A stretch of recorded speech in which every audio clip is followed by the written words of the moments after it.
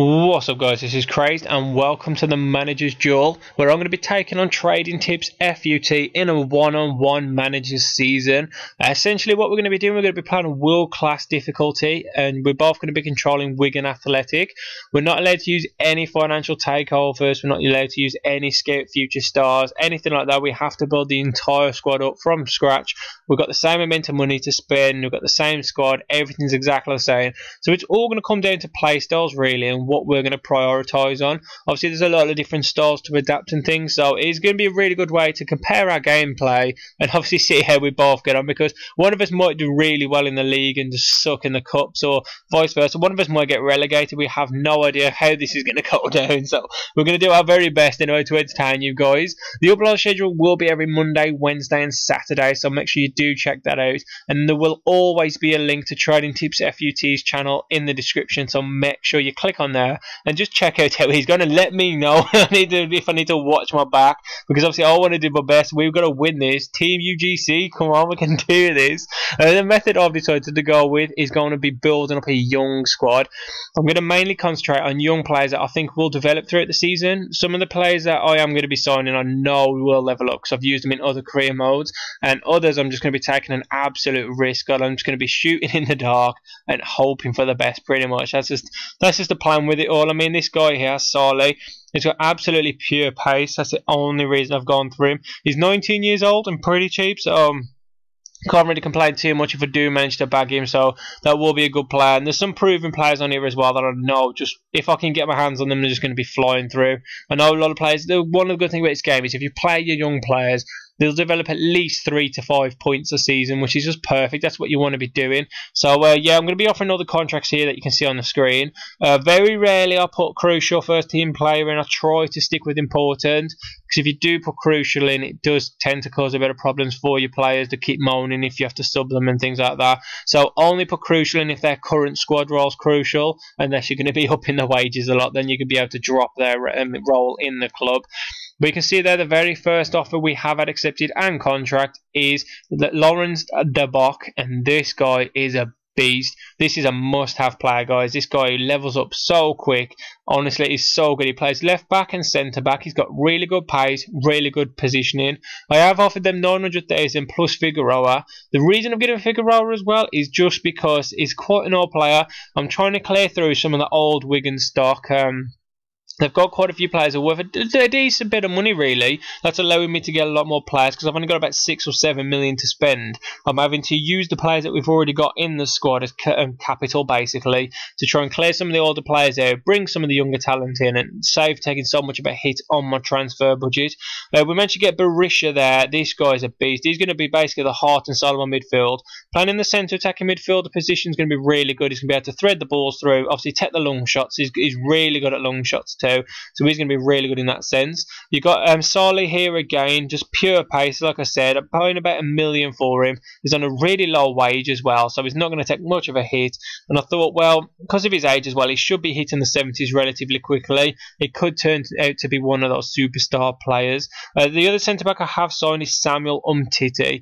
This guy I've used before on my Swansea career, and he's actually really, really good. He levels up to about 80 within 2 seasons, so that's not a bad growth for someone I'm paying 1.6 million for, really. His value goes up quite a lot too. You'll be able to sell him in a couple of seasons for about 20 million, something like that. So you do get quite a lot of return on him. And he's a really strong player. He's quite tall. He's really quite quick as well. Probably one of the quickest centre backs you can get for his price range.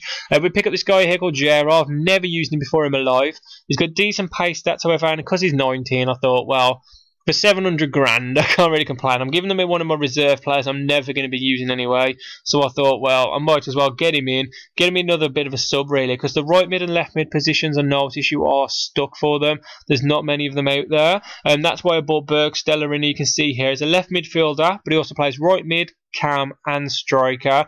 Perfect substitute player if you ask me. He's absolutely perfect. You leave him on the bench. He's got a decent rating, not amazing, don't get me wrong, but he should level up quite well. Picking him up for really cheap, and he'll just be a great person to bring because squad rotation is important. You want to really rotate it, but this is my starting 11 and subs. You got Al Habsi in goal. I really wanted to replace him, but I could not find the money in my transfer budget to replace for another goalkeeper, so he's staying. Ivan Ramis is another Wigan player that will be staying. He's starting in the starting lineup at the moment, but I'm not too sure whether I'll stick with him. He may be rotated a lot. Then you got Samuel Untiti, guard in the centre. He's 5'11", so he is pretty tall, good height anyway, but he's got the pace, like I said, which is really good.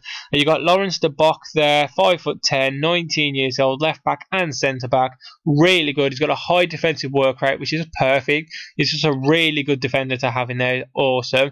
You got James McArthur there, 71 rated. He already starts at Wigan. I've got a feeling he's going to be a really strong player for me, so I really wanted to keep him in the squad. I was going to replace him, then I thought I'll keep him in there. And look at this guy here, James McArthur. Never even heard of him. He starts at Wigan, 76 rated. He's only 21 years old. I thought I've got to get him playing because he's going to fly up through the levels. This guy's going to turn into a beast. And you got Gyro there, the guy I said I've never tried before, but he can cover the left mid position as well. And I know he has got quite a bit of pace on him too. And you got left midfield, you've got Brian Linson. He plays on left mid, cam. He's from the Netherlands. He's 5'7". Not got any outstanding stats other than a bit of pace, if I'm honest, so nothing's too special about him. Then you got Valen Berisha. Absolute beast. I love him so much. He's so much fun to play with. He really is. He scores goals, he creates goals, he's perfect. He's another player I would recommend for his price. Then you got Sarli there, the really quick striker. He's got 4-star skills, 4-star weak foot, and if he levels up, how I plan for him to level up, he's going to be a real force up front. And then you got Kone, probably the best player on the team. He's got 4-star skills, 4-star weak foot, 78 rated overall, and obviously he does start at Wigan when you do start the game. Now moving on to Enriquez, he also starts at Wigan. He's a Chilean striker, only 18 years old, and he's 72 rated, so he has got a lot of potential to level up. Not the quickest player in the world, but he will be a good sub. And that's the same thing to be said about Franco Di Santo. I did start him for a couple of the friendlies, and I just wasn't impressed with playing him. He just didn't fit my style, but I thought I'd leave him on the bench, give him an opportunity, which brings us to Mayachi. Probably one of the best players I've got on the bench. He's really strong player. Japanese, only 19 years old. His main trait is his pace. He's really quick. And then we've got Espinoza here, really good substitute CDM. He's really always in the right place at the right time. He really is really fun to play with. And then you got Bozajor, the left mid substitute. He's Chilean. Got 3-star skills, 3-star weak foot, and he starts at Wigan too. So you don't need to buy him, guys. He's quite consistent too, so he will be a good one to bring on. Which brings me back to Bergstaller, the super sub of the team. He will always pretty much be a substitute, occasionally starting depending on fitness levels, but he's got all the right stats in all the right places to play in all the right positions. And the last substitute is Emerson Boyce, who I absolutely hated, if I'm honest, in the preseason friendlies, but I've kept him in the squad nonetheless. But that is the end of the episode, guys. Hopefully you have enjoyed this one. If you have, make sure you give it a thumbs up. You know, I do really appreciate that one. If you're new to the channel, make sure you hit subscribe, and make sure you guys check out Trading Tips FUT's videos. The link to his channel will be in the description below, so check that one out, guys, and I'll see you on next episode on Wednesday. Cheers.